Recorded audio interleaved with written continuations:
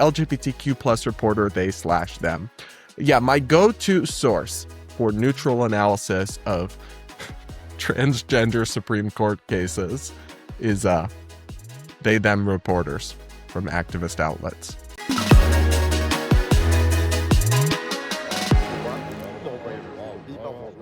We've got to talk about the big Supreme Court case that is being heard today. As I record, they're actively in oral arguments where they are litigating the legality of state-level bans from red states that restrict transgender athletes or transgender girl athletes who are born biologically male from competing in women's sports. Now, this is a big and complicated case. I'm sure I will discuss it more in the days to come and when the decision is ultimately handed down.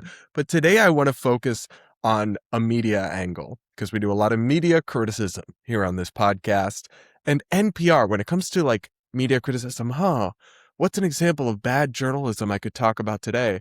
Yeah, NPR, National Public Radio, that until quite recently we were forced to fund with some degree of our tax dollars, is the prime example. It is the gift that keeps on giving. And their coverage of this story is such a perfect example of how hideously biased their coverage is. So on the big radio and podcast show, All Things Considered, they covered this story, and we've got the headline here because they posted the segment online, and I was able to listen to it in full. Supreme Court weighs ban on trans athletes in women and girls sports teams. Now, who did they decide for this segment about this Supreme Court issue? Did they interview one perspective from each side? Did they find a neutral reporter to sum up the facts? No. Like, this actually sounds, when I tell you this, you're going to think that I'm being hyperbolic or making something up or something. The sole voice that they discussed this story with is a non-binary activist reporter at an explicitly left-wing social justice publication. Yes, the host introduced the subject somewhat normally, but then brought in they/them, Kate Sosin, who I will not be referring to as they/them. She is a female. And she came on the show and spewed a bunch of misinformation and activist propaganda and emotional blackmail about the case. And that was it. I'm not even saying they shouldn't have put this person on, but they definitely should have pushed back on some of the bogus claims that Kate made. And then you should have at least the minimum other perspective. But instead, you got a wild bit of disinformation and activist propaganda masquerading as neutral public radio reporting. So I actually pulled a clip, but first I just want to tell you a little bit about Kate. Kate, this is from the website that Kate works at. Hiya, I'm Kate Sosin, one of two LGBTQ plus beat reporters here at the 19th and our very unofficial chief chaos officer. I try to report stories or angles that you won't find anywhere else, the ones that disrupt our assumptions about the world and queer people in it. And it has Kate Sosin, title as LGBTQ plus reporter they/them. Yeah, my go-to source for neutral analysis of transgender Supreme Court cases is they/them reporters from activist outlets who call themselves chaos agents. And I say none of this to like insult Kate personally. I'm sure she's lovely. I think I've even been interviewed by Kate for articles a couple of years ago and had only a positive interaction with her. No personal animus to her. But what she said in this NPR segment is crazy. And the fact that they just quoted her in their segment on this is diabolical. I'm sorry, I know I say diabolical a lot. I'm trying to stop, but the more I think about it, the more I'll do it anyway. So let's just, without further ado, let's just listen to this diabolic. Here I go again. I need to be stopped. Like, I need to be put in a padded room.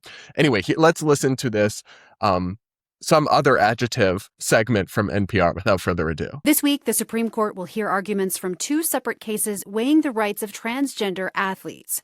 Little v. Hecox challenges Idaho's ban on trans athletes playing on women's and girls' sports teams. West Virginia v. BPJ challenges a similar ban in West Virginia. Kate Sosin covers LGBTQ issues for the nonprofit newsroom The 19th and has been following these cases closely. They're here to give us a preview. Welcome. Thanks for having me. So I will just pause. Notice the they them pronoun usage by the non-binary for the non-binary reporter by the host. That should be a red flag, is all I'm saying. That you're about to hear activist gobbledygook, not neutral reporting. Never, there's a first time for everything, but never have I in my life encountered a neutral, nonpartisan, non-ideological, non-binary person. Call me crazy, call me NB-phobic, but I'm just stating facts that I've observed with my own two eyes. But yeah, guys, we're going to get into the weeds here of how crazy this is. But first, do make sure you're subscribed, like, comment, and please consider becoming a channel member if you can here on YouTube. Hit that join button or the link in the pinned comment and description to support my content so I can punch left and punch right, call out Delulu and BS on all sides, and not have to pander to the partisan YouTube algorithm. It's the best way to support my content. Become a channel member now, and let's listen to more from NPR here, this paragon of nonpartisan journalism. So in essence, what are these two cases about? So conservatives have increasingly argued that transgender women and girls have an unfair advantage in sports, that their hormone levels make them stronger and faster. And for that reason, they say trans women should be banned from competition. Well, we need to pause there because we're already saying a lot of things that are not true. First, it is not just conservatives who say that it's unfair to have trans girls or women who are born biologically male compete in women's sports. It's actually a spectrum of people across the spectrum, including a majority of Democratic voters who say that. So it is not conservatives only who say that. Framing it as purely left versus right isn't really an accurate framing. And then they're not arguing that biologically male individuals born biologically male have a physical advantage over people born female. That's not really an argument. That's a fact. And then she says because of their hormone levels. That is also not an accurate characterization of the argument. It's not just about hormone levels.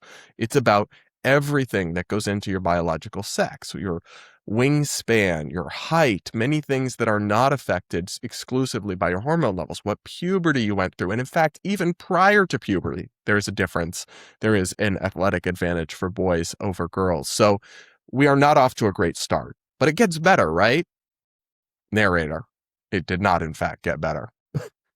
Let's keep listening. Isn't one of the concerns not just about taking spots on teams, but also a competitive advantage against their opponents, a potential advantage? Certainly, yes. But what we found is that the research just simply doesn't back this up. And in part because there is limited research. There's a 2021 study published in the Journal of Sports Medicine that found no basis in existing research for banning trans women from sports. And a 2021 study funded by the International Olympic Committee, published in the British Journal of Sports Medicine, concluded that transgender women likely had several physical disadvantages compared with their cisgender peers. And this is after medical transition. Oh my goodness. We have to stop on a couple things here. One is, as soon as commentators or activists shift the goalposts and start saying banning trans women from sports, you know that we're no longer being honest or having a good faith conversation, because it's not about banning anyone from sports. They can participate in sports in accordance with their biology, not their identity. They're not banned from sports. And then, I'm sorry, if you're going to tell us that all the research shows that trans women have no advantage over female athletes, you're just wrong. That's one, we don't need research to tell us a basic observable biology, but even to the extent that we're going to discuss the research, that is not true. That is not an accurate interpretation. There are a couple studies that are very dubious, including one which I debunked on the show at the time, which may be one of the ones that Kate is referencing, I'm not sure, where they compared like professional female athletes to just trans women who exercise sometimes. And they found these strange comparisons. It was not an apples to apples comparison. But I want to just quote here the reporter Benjamin Ryan, who is very fact-based on this. He is not biased one way or the other. He said in response to this, media outlets that claim transgender women have no competitive advantage over women in athletics are not making evidence-based claims. Two recent review papers by Dr. M. Joyner and at Fond of Beatles have found that even after sustained testosterone suppression and estrogen treatment, biological males still maintain a competitive advantage in women's sports. The research is less clear about those who have undergone pubertal suppression and then estrogen treatment starting soon after puberty's onset. However, Dr. Joyner's research indicates that prepubescent boys have a small but significant competitive advantage over girls, likely because of exposure to testosterone in utero and a surge of T during mini-puberty during infancy. Then he links to the two different research papers. So at the very least, the claim that their research just shows there's no advantage is not true. You could talk about a variety of research reaching different conclusions, but the way that Kate portrayed it is inaccurate. And more importantly, I'm sorry, we don't need research for this. We don't need research to know the sky is blue, and we don't need research to know that biological males have an athletic advantage. Sorry, not sorry. It's the truth. Let's keep listening here.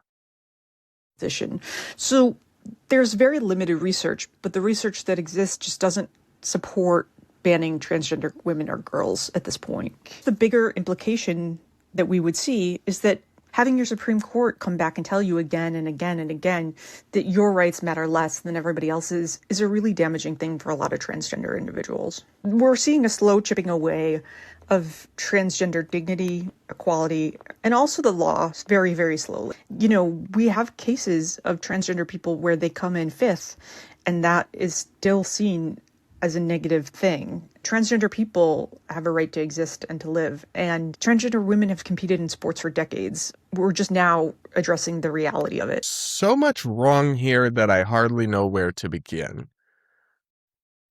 Like, yikes. But first and foremost, it is disingenuous and dishonest to start talking about transgender people's right to live when we are talking about trans athletes in women's sports. Obviously, trans women and trans men and all people who identify as trans have a right to live and are human beings and are just as worthy of dignity and respect as everyone else. But that's not at stake. No one in the athlete debate is saying they don't have a right to live. So that just comes off as totally irrelevant. And to the extent it is relevant, you're just emotionally manipulating us by trying to make it about people's lives. We're talking about who can be in certain sports divisions and not. Okay, we're not talking about whether people have the right to life. And I'm sorry, but you have a right to dignity, but you don't have a right to everything you want. And then anything that's not exactly what you demand is an affront to your dignity. That's not how this works. Like, you can't just say, oh, well, you having female-only sports offends my sense of dignity. So therefore, if you care about trans people's dignity, you have to allow us to compete in sports. You have to erase sex distinctions. Like, that's not fair. That's not true. The same way that listen, in high school, I, as a cisgender boy, was not allowed to compete on the girls' basketball team. That was not an affront to my dignity. I wouldn't have been allowed to, no matter how badly I wanted to. And I couldn't have claimed that my life and dignity was at stake from that. That it obviously was not. And that's just totally disingenuous. And then I'm sorry, but to say like, oh, it sends a message for the Supreme Court that that your rights are less important than anyone else's. No, it actually sends a message that you have the same right as everyone else, which is to play sports according to your biology, not your identity. And it's not, I do agree that there is this nastiness and this backlash against trans people that I don't support and I really wish wasn't happening. But people like this don't realize that they are the reason it's happening. By pushing this insanity, by defying common sense, by denying biology. And the longer they continue to do this and double down, the worse it's going to get. I do want trans people to have dignity. I do want them to be accepted in society, be able to live their lives freely, however make them happiest. But they don't have a human right to compete in female sports as a biological male. And denying biological reality and gaslighting us and saying, all the studies show there's no advantage when that's objectively not true is a recipe for more backlash, not less. I want to read you guys a tweet that I saw that called out NPR over this segment.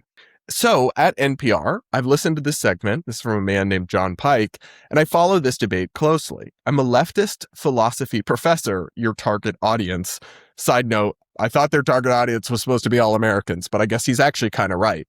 Anyway, This segment is utter rubbish from beginning to end. Sosin simply lies about the research, notably the paper by @Fond of Beatles in SM 2021, but the whole framing is wrong, and the spin that you put on this, on words like ban and advantage, is deeply dishonest. On this evidence, you simply have no regard for the truth at all. It's astonishingly poor journalism.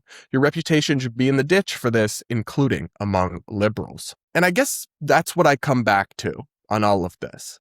It's fine. I mean, I think it's terrible. I think it's egregious that you misled your listeners like this and that you push this one-sided propaganda, but you're free to do so in a free country. I think you're wrong for that, but okay, lots of people say things and broadcast things and do journalism that I think is BS every single day, but this is why we defunded you hoes.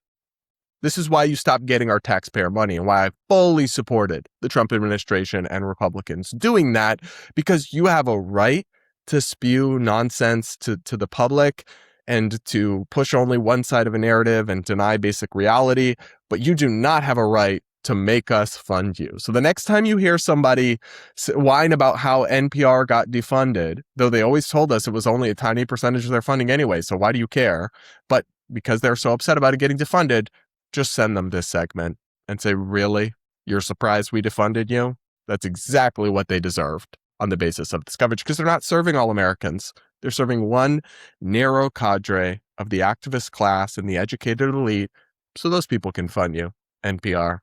That's my take, but y'all will have to let me know what you think in the comments below. I'm hoping for a win for sanity at the Supreme Court, and frankly, I'm thinking there's pretty good odds. Let me know what you think in the comments below. Make sure to subscribe to the like button if you haven't yet, and do consider becoming a channel member. Your support is much appreciated.